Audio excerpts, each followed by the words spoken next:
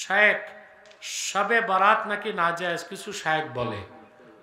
লাইলাতুল বারা, লাইলাতুল বারাতের ব্যাপারে শাবান মাসের 15 তারিখ দিনে রোজা রাখা, রাতে ইবাদত করা, হ্যাঁ, সাওমিন ফিন নাহার কিয়ামুন ফিল লাইল, এইভাবে শবে বরাত উদযাপন করা, পালন করা, ইবাদত বন্দিগি করা, সারা রাত ইবাদত বন্দিগিতে থাকার পক্ষে 7টা সহিহ হাদিস আছে।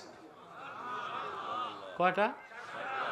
তবে আপনারা কিছু কাজ করেন ওগুলো হাদিসের, যেমন হালুয়া রুটি, এটারে আপনারা ফরজ ওয়াজিব মনে করেন না।